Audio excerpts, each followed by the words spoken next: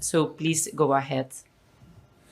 So thank you very much, Traiana, and of course for inviting me this year again and for this meeting.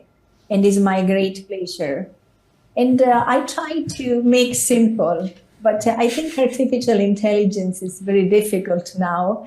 And in terms, then there are we're almost there, but we need to answer. Still, we have some limitation and we answer many questions. These are my disclosure.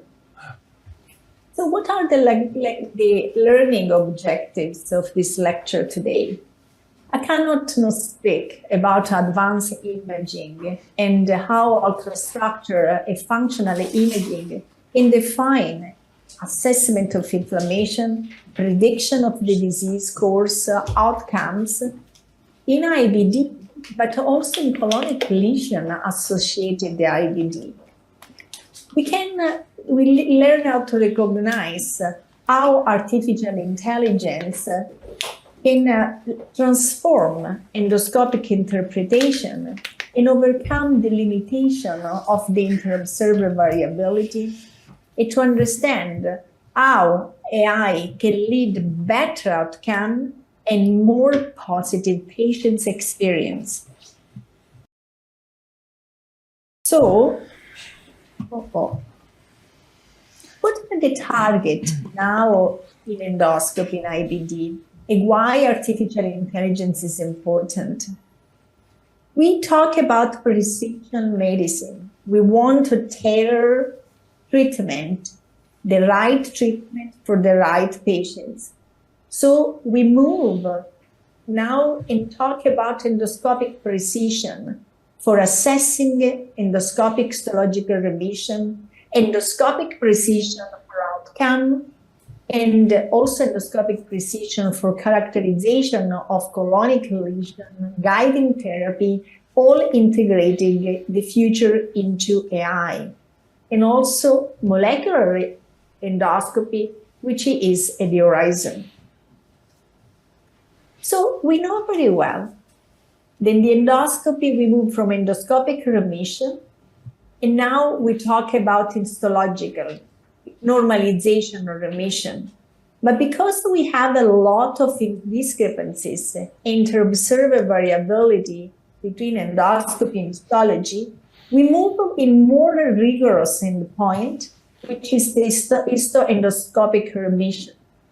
And now, in 2023, we are talking about the third dimension, which is intestinal barrier healing. And we hope we can see now with artificial intelligence. The endoscopic molecular remission combine endo-omic for prediction, and all this for organ sparing to prevent long-term complication.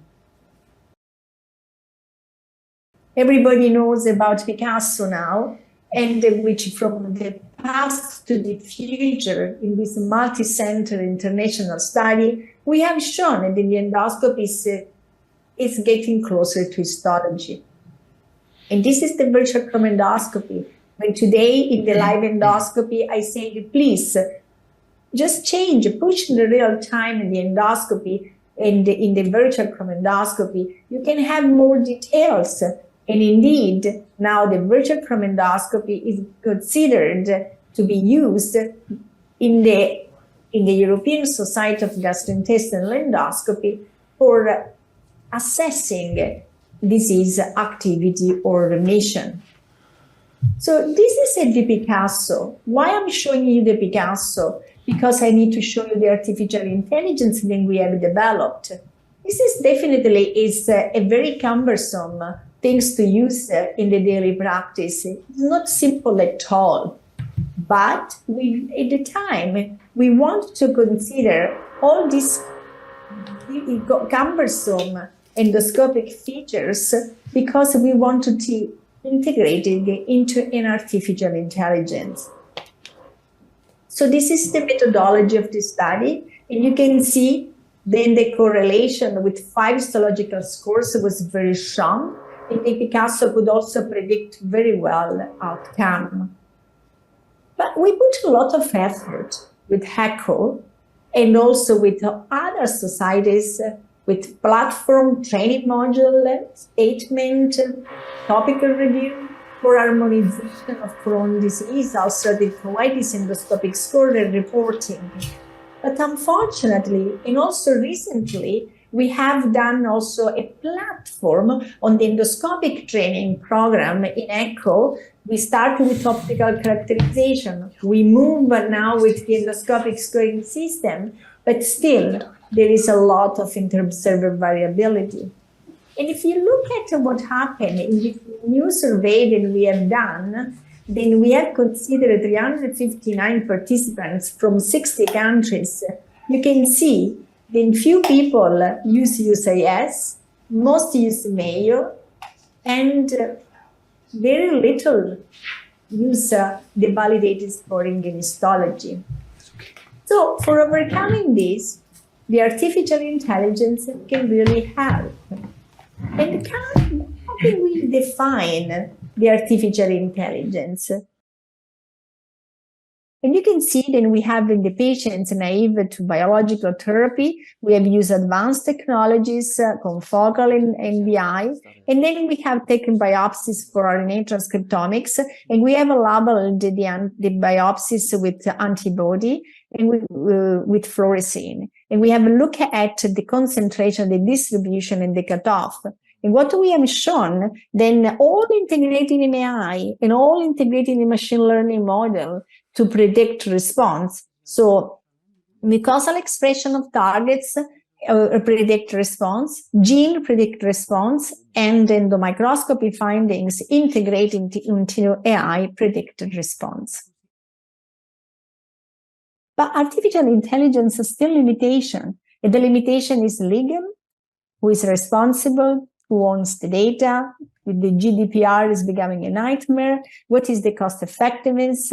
How do we implement? The patient is keen to have the artificial intelligence, but most important now, then we need to standardize everyone also to develop an AI, because we need to start from the inception. Data diversity, we should consider this heterogeneity of data set if you want to have a good algorithm. Development, training, the model needs to be reliable, accurate, consistent. The validation, you need to have an external validation court, and you need to monitoring.